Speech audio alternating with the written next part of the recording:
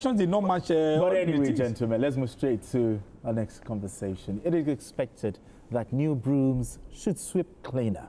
As such, President Bola Tinubu has urged the newly appointed chairman of the Independent National Electoral Commission, INEC, Professor Joash Amokwiton, to ensure transparency and non-violence polls as Nigeria prepares for the 2027 general elections.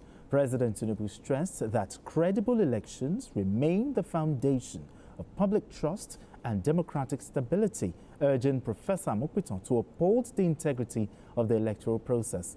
The president reminded the INEC chairman that his confirmation is a reflection of his capacity, competence, and credibility. All right, gentlemen. Professor Amokwiton, has enjoyed the goodwill, since he got nominated by the president. You've seen all sort of people have been really commending here and there. But the question is, with Professor Amokwiton, is Nigeria finally getting an independent National Electoral Commission that can be truly independent? It's too early. It's too early today. It's too early because he's not the first person that will be applauded. You had them when people come in. Even when Mahmoud was coming, there was general applause and all that. Particularly when you look at their resume or CV and rest of them. But as the president's call for him to actually benchmark competence and all that, integrity, couldn't have, any time than now. Any other time than now, could have gone any other time than now. But what I personally will add to what the president has said is that I want to see an Amokwiton that will but that will strengthen the institution so that the INEC, the post Amokwiton INEC, speaking to the future, will be an INEC that even if you bring a Dundee, as we call Dundee over there, the system will run itself. Not because of somebody who is there, the person, you trust this person, as you say, you're talking about trust. I don't want to trust an individual. Let the system, let the INEC itself, when you get in there, you are doomed to perform. Because the system itself has put in place all this. All you need to do is just to plug in. That's what I want Amokwiton to do. Strengthen all the issues. But we can even borrow from Dora Akunyili's own what she did in NAFDAC. When she came, she strengthened NAFDAC and all that. So if you can borrow from that and then benchmark it and put it here, maybe copy and paste. To suit the particularities of the job. Then I think for me, that's exactly what I want him to strengthen. INEC as an institution, so even when he leaves, then the institution itself can self-exist and self-function. Yeah, that's what Professor Amokwiton said, he said a lot of things, but he said that his appointment is a divine call.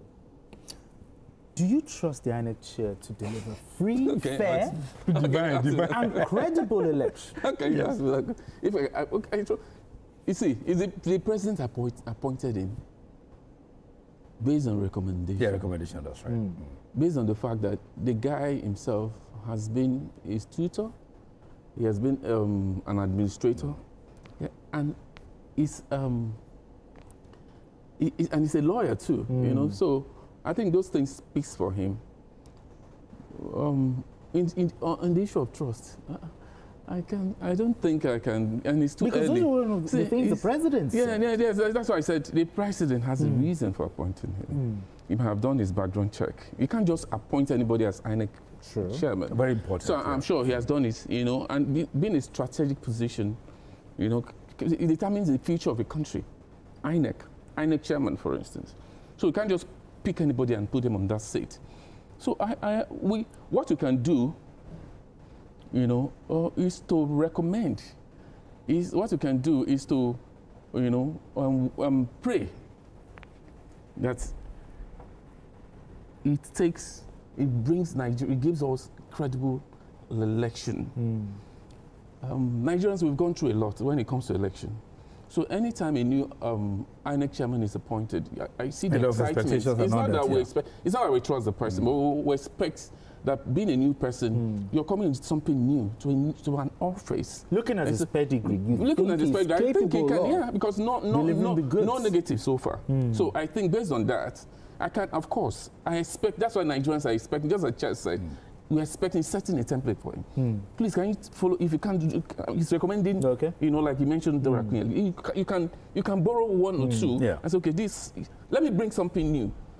because it determines the fate of the country. Every election, we look for something new. Remember last election, prior to 2023 election, sorry, you know, Nigerians came out in droves, you know, to register. There was this excitement, this, you know, people were looking forward to that election. Nigerians, why? Because INEC promised that they introduced new technologies into these things. Automatic transmission of results, Beaver's machine, something new, you know. So people, okay, I can vote because it's in this same country. They have, I beg, I don't want to vote. I beg. They've decided already. So how do you make people? Because it's not about him now. It's about us. You know, you need to let us trust you. You must do something because we're watching. Everybody's still watching him. And that been sworn yesterday. It's not enough. We're going to give him next week, and Anambra election is coming. Yeah, November 8th. You know, litmus test. So let's see. You think the first litmus of the Anambra election? Yeah, that's Anambra. Yes, exactly. You think it's a fair? It's not, but you can do something. You need to see. It's not that I'm giving, you know, but you can do something. But you need something. I mean, if you are climbing, if you want to get to the that loft, that height, you need the first rung of the ladder and all that. So our number may be the first rung that you climb upon. But before that, what I quickly want to add to it is that, apart from what I said earlier, I think I want a situation whereby the electronics infrastructure should be strengthened. Let's begin to take us out of the analog system and do electronics so that, for instance, new technology. I want us to also look at that. Introduce new ones and strengthen the beavers and all that you already have on ground. All right. And insist on certain things. Now, the INEC chairman, like I said, he said it's a divine call. He's making a lot of promises. Also, he's promised that the polls will be transparent and violence-free. And that losers we congratulate. But I'll put it to you. I'll ask you, do you believe him? Do you think he can walk the talk? I'll be unfair to Amubiton if I do not for now, or if I'm pessimistic. As I said, it's too early. My joy is going to be rested on the hope that he does what is right, just as Tony also said. So for it, I didn't know who he was until now. So if I didn't know him, it was this disappointment that threw his name up as a medium I never knew he existed. So for me, I wouldn't say whether to trust him. But after a number of election, if he does what is right and begin to see elements of credibility. You see that even the youth, I mean, they said even the young one from 18 and all, they registered in drove the other time. So you see that people are beginning to say, okay, well, there are flashes. I mean, flashes of something is going to do that is going to be new. So I won't say whether I will trust him or not until after Anambra election. Yeah, fair enough. You think that's fair? Yeah, well, that's fair. We have Benga calling in from Abuja. Benga, go ahead. Your name's sir. Yes, good evening, Benga. Yes, good evening. Yes, I want to congratulate the new INEC chairman, Professor Amufiton. And I believe that by his name, in the next 5 to 10 years, we will use him to tell the story of the revived INEC that result is well accepted by all Nigerians. At the same time, I want to also appreciate the efforts of former chairman, Mahmoud. Even though he's been divided by the losers in the last election, we also commend him for taking INEC higher in the area of technology. He introduced BIVAS and IRES. Introduced BIVAS in 2019 and IRES in 2023. And I'm telling you that this technology innovation really improved our electoral system. No matter what anybody may say about the glitch on the presidential election, that did not add or surprise the vote of any of the contestants or the candidates. Okay. The delay in delivery does not change. So I want to appreciate him, and I feel that wherever I see, the prosperity will be kind. All right, thank you, Benga. Thank you, Benga. Now, well, what do you think will be, Professor? Just in 1 minute, what do you think will be Professor Amukuton's greatest challenge as the INEC chair? Politicians. Nigerian politicians there. You know now. You can't brand me. I'm going to do this. I call this promises. That's why I want to watch him first. It goes beyond promising. Promises. I'm going to do this. All of them do it. It's Nigerian politicians because they are going to from yesterday, I'm sure they've started congratulating him already. You know, some of them we look for ways, you know, to compromise, and So I expect him to stand up to them. To stand up to them. That's the only way out. Just in 10 seconds. 10 seconds? Well, I also want him to also stand his ground. When politicians come with their antics, he should know that he has a job to do. Not for them, but for Nigerians. Not but for Nigeria. Yes. All right, gentlemen, we need to go on this quick break. And when we return, the conversation continues. It's still Journalist Hangout.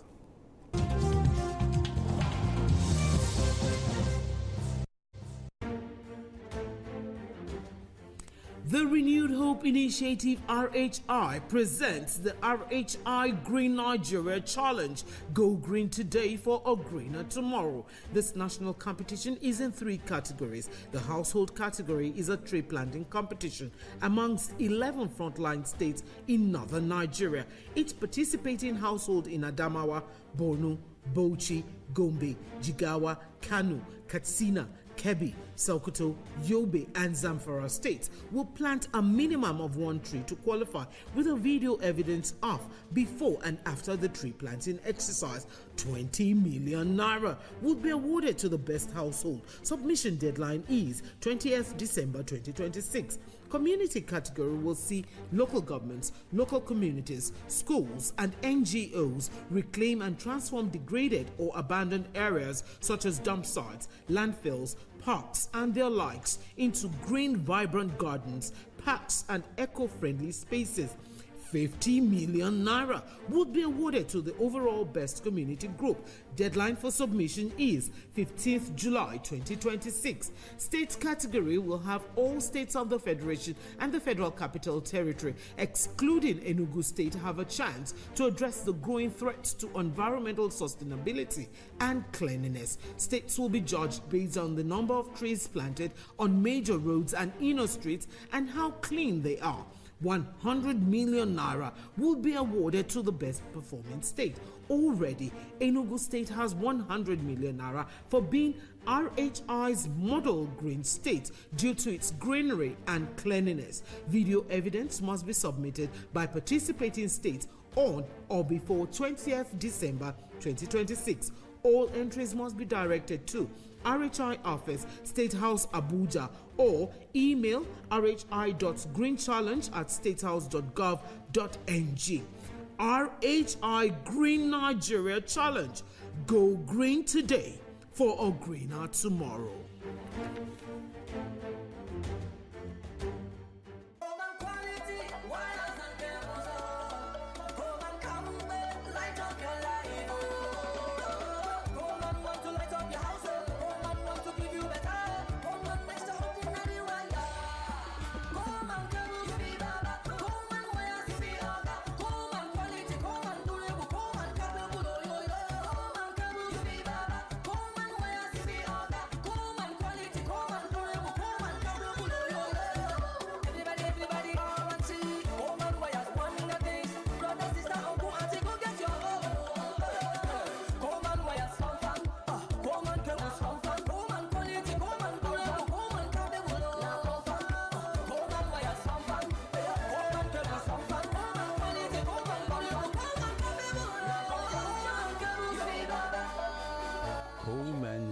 And cable, great quality, now with a new look. In the beating heart of Owerri, business never sleeps. From sunrise to sundown, the wheels keep turning. And behind the scenes, vision meets action. Governor Hope Uzodimma's leadership has turned manifestos into reality, transformations that feels like a miracle. But progress needs peace, and in Imo, it's not left to chance. From land to sky to river deep, guardians are watching, protecting dreams and opportunity. At Orashi's quiet shore, hydropower is rising, set to energize a growing economy. The change is visible. New roads emerge, industry hums, communities come alive. At the center, a digital revolution. 500,000 young minds trained each year to build the future. As Orashi rises, so does Imo and the hopes of a hard-working people. A new Imo is on the rise. FFDGN, united we stand. The Forum of Former Deputy Governors of Nigeria, FFDGN, announces our 4th National Conference, holding as follows. Date, Tuesday 28th to Wednesday 29th October 2025. Time, 9 a.m. daily. Venue, Ladikwali Conference Center, Abuja Continental Hotel, Abuja, Nigeria. Theme, boosting Nigeria's productive capacity for national growth and self-reliance. The role of leadership, industry, and innovation in policy implementation. Under the chairmanship of His Excellency, Senator Anyim Pius Anyim, GCON, and His Excellency, Senator Aliyu Wamako, CON. Special features include the 3rd edition of Nation Builders Awards. Announces His Excellency Chris Akomas, PhD, FNIM, National Chairman. His Excellency Mokhtar Shehu Shagari, Deputy National Chairman North. His Excellency Barrister Hazim Bolarumi, Deputy National Chairman South. Attendance is strictly by invitation. FFDGN, united we stand.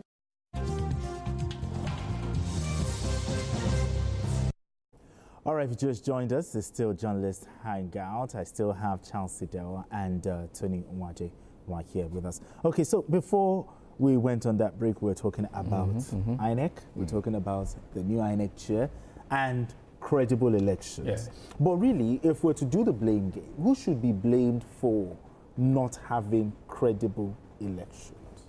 Who should be blamed? Is it the INEC chairman or the stakeholders? Is it INEC or INEC as a whole? INEC chairman. Oh, chairman. Or Not the commission. Involved. The stakeholders involved. Only one person can be blamed. Even the electorate also has a blame.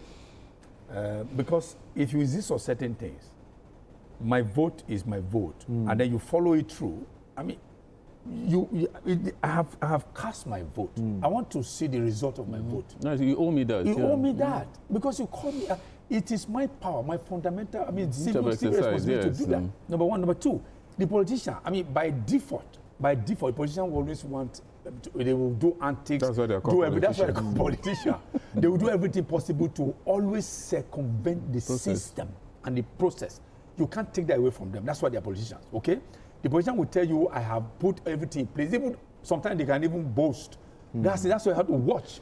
Then just like the former governor was saying, one man, one vote. Don't bring my former governor there. I didn't call his name. Then another one is the umpire. Okay.